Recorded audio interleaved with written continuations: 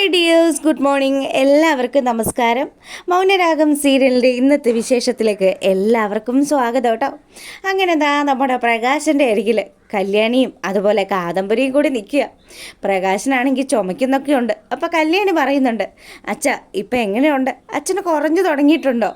മോളെ, എന്താ നിങ്ങൾ രണ്ടുപേരും എൻ്റെ അടുത്ത് നിൽക്കുമ്പം എത്രമാത്രം മനസ്സമാധാനം എനിക്കുണ്ടെന്ന് നിങ്ങൾക്കറിയാവോ? ശരിക്കും പറഞ്ഞാൽ ഞാൻ നിങ്ങളോട് ചെയ്തതൊക്കെ വെച്ച് നോക്കുമ്പം ഒരിക്കലും എൻ്റെ കല്യാണി മോള് എന്നെ ഇങ്ങനെ നോക്കാനോ എൻ്റെ അടുത്ത് വന്ന് ഇങ്ങനെ പരിചരിക്കാനോ ഒന്നും പാടില്ലാത്തതാണ്.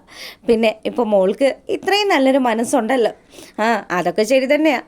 നിങ്ങൾക്ക് എപ്പോഴാണ് നിങ്ങളുടെ സ്വഭാവം മാറുകയെന്നും പുത്രവാത്സല്യം നിങ്ങൾക്ക് എപ്പോഴാണ് വരുന്നതെന്നൊന്നും പറയാൻ പറ്റത്തില്ല എന്ന് കാദംബരി പറയുക. അപ്പോൾ ഇത് കേട്ടപ്പോൾ പ്രകാശന് വിഷമമായിട്ടോ.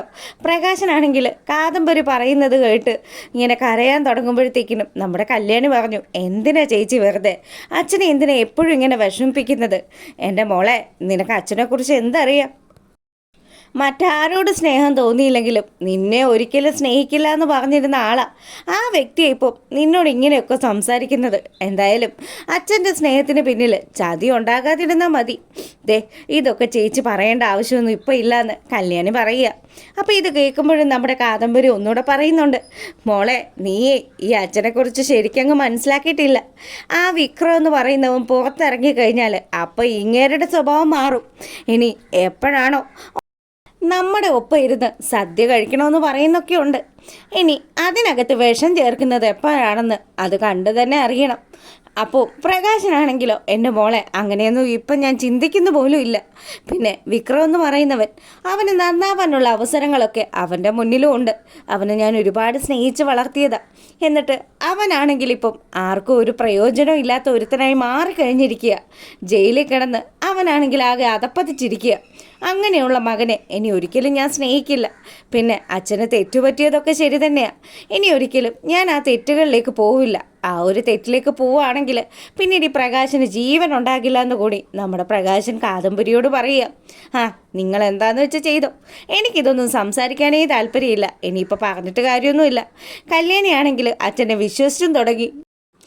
ആ സ്ഥിതിക്ക് ഞാൻ ഇനി എന്ത് പറഞ്ഞിട്ടും ഒരു കാര്യമില്ല എന്ന് കാദംബരി പറയുക. കല്യാണി, ഞാനേ എൻ്റെ കുഞ്ഞിനെ അയൽവക്കത്തുള്ള ചേച്ചിയുടെ അടുത്ത് ആക്കിയിട്ടാണ് പോന്നിരിക്കുന്നത്. അതുകൊണ്ട് ഞാൻ ഇനിതാ വീട്ടിലേക്ക് പോവാം. നീ അച്ഛൻ്റെ കാര്യങ്ങളൊക്കെ നോക്കിക്കോ. പിന്നെ നോക്കുന്നതിനിടയ്ക്ക് ഒരു ശ്രദ്ധ എപ്പോഴും ഉള്ളത് നല്ലതായിരിക്കും. നിൻ്റെ കൊരവള്ളിക്ക് പിടിക്കുന്നത് എപ്പോഴാണെന്ന് പറയാൻ പറ്റില്ലല്ലോ. അങ്ങനെ കാദംബരി ഇതൊക്കെ പറഞ്ഞു കഴിഞ്ഞപ്പോഴത്തേക്കിനും പ്രകാശനാണെങ്കിൽ കല്യാണിയോട് പറഞ്ഞു, മോളെ കല്യാണി, നിനക്ക് തോന്നുന്നുണ്ടോ അച്ഛൻ ഇനി അങ്ങനെയൊക്കെ ചെയ്യുമെന്ന്? ഒരിക്കലും ഇല്ലച്ച. ചേച്ചി പറയുന്നതൊന്നും ഞാൻ വലിയ കാര്യമൊന്നും ആക്കിയിട്ടില്ല. പിന്നെ അറിയാലോ, അവർക്കെല്ലാവർക്കും അച്ഛൻ്റെ ആ ഒരു പഴയ ക്യാരക്ടർ അച്ഛൻ ഇനി പഴയപടി ആകുമോ എന്നുള്ളൊരു സംശയമുണ്ട്. അതുകൊണ്ട് മാത്രമാണ് ചേച്ചിമാരൊക്കെ ഇങ്ങനെ സംസാരിക്കുന്നത്. എന്തായാലും അച്ഛൻ അതൊന്നും കാര്യമാക്കണ്ടെന്ന് പറഞ്ഞ് നമ്മുടെ കല്യാണി പ്രകാശനെ സമാധാനിപ്പിക്കുക. അതിനുശേഷം പ്രകാശന് ഗുളികയൊക്കെ കൊടുത്തു. പ്രകാശൻ അങ്ങനെ കിടക്കുമ്പോഴത്തേക്കിനും നമ്മുടെ കല്യാണിയോട് പ്രകാശൻ പറഞ്ഞു, മോളെ, അച്ഛൻ ഇനിയുണ്ടല്ലോ, ആ പഴയ പ്രകാശനാകേണ്ടി വന്നാൽ അച്ഛൻ പിന്നെ ജീവനോട് കൂടി ഉണ്ടാവില്ല. പിന്നെ ഇതിനൊക്കെ കാരണക്കാരനായിട്ടുള്ള എൻ്റെ മകനുണ്ടല്ലോ, ഞാൻ ഒരുപാട് സ്നേഹിച്ച് വളർത്തിയ എൻ്റെ പുന്നാര മോൻ, അവനെ കൊല്ലേണ്ടി വന്നാലും എനിക്ക് ഒരു മടിയുണ്ടാവില്ല. ഞാനത് ചെയ്തിരിക്കുമെന്ന് തന്നെ കല്യാണിയുടെ അടുത്ത് പ്രകാശം പറയുക. പിന്നീട് നമ്മളെ കാണിക്കുന്നത് കുഞ്ഞ് കൺമണി മോളെ കൊഞ്ചിച്ചുകൊണ്ടിരിക്കുന്ന മനോഹരനെയാണ് കേട്ടോ. അപ്പം മനുവിൻ്റെ അടുത്തേക്ക് നമ്മുടെ സരയു വന്നു. മോളെ, നിന്നെ പിരിയാനായിട്ട് എനിക്ക് നല്ല വിഷമമുണ്ട്. പിന്നെ എന്ത് ചെയ്യാനാ, പോകേണ്ട സമയമായി കഴിഞ്ഞാൽ പിന്നെ പോകാണ്ട് വരെ മാർഗമൊന്നും ഇല്ലല്ലോ. അങ്ങനെ കുഞ്ഞിനോട് മനോഹർ ഇതൊക്കെ പറഞ്ഞുകൊണ്ട് നിൽക്കുമ്പോഴാണ് നമ്മുടെ സരയു വരുന്നത്. സരയുവിനെ കണ്ടപ്പോൾ തന്നെ, നീ ഇതെവിടെ പോയിരിക്കുമായിരുന്നു? ഞാനും കുഞ്ഞും ഇവിടെ തനിച്ചാണ് ഉള്ളതെന്ന് നിനക്കറിയത്തില്ലേ? അല്ല, നീ എവിടെയെങ്കിലും പുറത്ത് പോയിട്ട് വരുവാണോ എന്ന് മനു ചോദിച്ചതും, അതേ മനുവേട്ട, ഞാൻ രൂപാൻ്റിയെ കാണാൻ വേണ്ടി പോയിരുന്നു. നിനക്ക് വേറെ ഒരു പണിയില്ലേ സരയു? നീ എന്തിനാ വെറുതെ അവരെ കാണാൻ വേണ്ടി പോകുന്നത്? എടാ, നീ എന്നെ ഉപേക്ഷിച്ച് പോയാലും എൻ്റെ അമ്മയ്ക്കും എൻ്റെ കുഞ്ഞിനും ആരെങ്കിലുമൊക്കെ വേണമല്ലോ. ആ ഒരു കൈത്താങ്ങ് അത് കിട്ടണം. അതിനുവേണ്ടി മാത്രമാണ് ഞാൻ രൂപാൻ്റിയെ കാണാൻ പോയതെന്ന് സരു ഇങ്ങനെ മനസ്സിൽ ആലോചിച്ചുകൊണ്ട് നിൽക്കുക. ഈ സമയമാണെങ്കിലും മനോഹർ ചോദിക്കുന്നുണ്ട്, എന്താ സരയു ഇത്? ഒരു ശ്രദ്ധയില്ലല്ലോ കുഞ്ഞിൻ്റെ കാര്യത്തിൽ. നിനക്ക് ഇത്ര പോലും ശ്രദ്ധയില്ലേ? കുഞ്ഞിനെ നീ പ്രത്യേകം കെയർ ചെയ്യണം കേട്ടോ. ഞാൻ ഇനി അമേരിക്കൻ ട്രിപ്പിലേക്കൊക്കെ പോയി കഴിഞ്ഞാൽ പിന്നെ കുഞ്ഞിൻ്റെ കാര്യങ്ങൾ മുഴുവനും നോക്കേണ്ടത് നീ തന്നെയല്ലേ എന്നൊക്കെ പറഞ്ഞ് അവളെ സമാധാനിപ്പിച്ചുകൊണ്ട് നമ്മുടെ മനോഹർ അവിടെ നിന്ന് അങ്ങ് പോകുന്നത് മറ്റെങ്ങോട്ടും അല്ല, ജയിലിലേക്ക് തന്നെയാണ്. ദാ നമ്മുടെ രാഹുലിനെ കാണുക മനോഹർ. അതേ അമ്മായിയപ്പ, തനിക്കിവിടെ സുഖം തന്നെയല്ലേ എന്ന് രാഹുലിനോട് നമ്മുടെ മനു ചോദിച്ചതും, എന്താ നിനക്കിപ്പം വേണ്ടത്? നീ എന്തിനിപ്പം എന്നെ കാണാൻ ഇങ്ങോട്ട് വന്നത്? അതെ, നിങ്ങൾക്കൊരു സന്തോഷ വാർത്തയുണ്ട്. ഇത്രയും നാൾ നിങ്ങളുടെ മോളെ വിട്ട് ഞാൻ പോകുന്നില്ലല്ലോ എന്നുള്ള സങ്കടമായിരുന്നില്ലേ നിങ്ങൾക്ക്? ആ സങ്കടം ദേ മാറാൻ പോവുക. ഞാനേ നല്ലൊരു ചൂണ്ടയിൽ ഒരു ഇരയെ കൊളുത്തിയിട്ടിട്ട അവളുമായിട്ട് ഞാൻ അമേരിക്കയിലേക്ക് പോവും. അങ്ങനെയാണെങ്കിൽ പിന്നെ തൻ്റെ മോള് ദേ ഈ നാട്ടിൽ കിടന്ന് നട്ടം തിരിയുള്ളൂ. എടാ, നീ അങ്ങനെ പോകുന്ന സമയത്ത് എൻ്റെ മോള് അവൾ ഒരുപാട് വിഷമിക്കില്ലേ?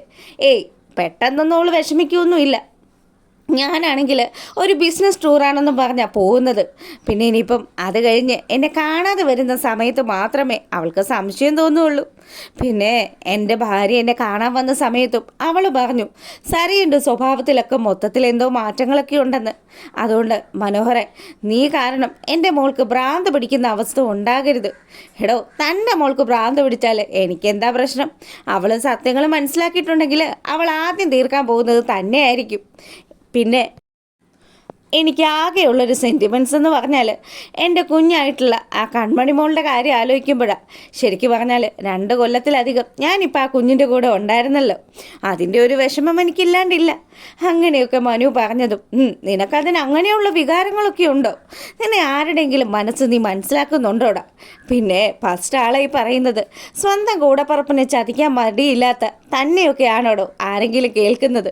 അതുകൊണ്ട് ഞാൻ അമേരിക്കയിലേക്ക് പോവും. തൻ്റെ മകൾ ഭ്രാന്ത് പിടിക്കുകയോ ഭ്രാന്ത് പിടിക്കാതെയോ ഒക്കെ ഇവിടെയും താമസിക്കും.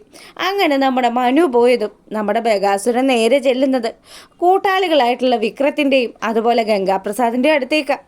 എന്താ, ആരോ ഒരു വിസിറ്റർ വന്നിട്ടുണ്ടെന്ന് അറിഞ്ഞു പോയതാണല്ലോ. തിരിച്ചു വരുമ്പോൾ മുഖത്ത് നല്ല മ്ലാനതയും കാണുന്നുണ്ട്. എന്തു പറ്റി? അതെ, വന്നത് അവനാ, എൻ്റെ മരുമോൻ. ഒന്നും പറയണ്ടല്ലോ. അവന് എൻ്റെ മോളെ പറ്റിച്ചുകൊണ്ടിരിക്കുക. എൻ്റെ മോളും ഏകദേശം സത്യങ്ങളൊക്കെ മനസ്സിലാക്കിയെന്നാ ഷാരി എന്നെ കാണാൻ വന്ന സമയത്ത് പറഞ്ഞത്. പിന്നെ എന്ത് ചെയ്യാനാ, എല്ലാം എൻ്റെ തലയിലെഴുത്ത്. അപ്പം ഇങ്ങനെ ഈ ബഗാസുരൻ പറഞ്ഞതും നിങ്ങൾ രക്ഷപ്പെട്ടില്ലേ? അവൻ എവിടെയോ പോവുകയാണെന്ന് പറഞ്ഞ സ്ഥിതിക്ക് നിങ്ങളുടെ മോളും രക്ഷപ്പെട്ടു. പിന്നെ നിങ്ങളെന്തിനാ ടെൻഷൻ അടിക്കുന്നത്? അവനെ ഒന്നും ചെയ്യാൻ പറ്റിയില്ലല്ലോ എന്നുള്ള വിഷമമാണ് എനിക്കുള്ളത്.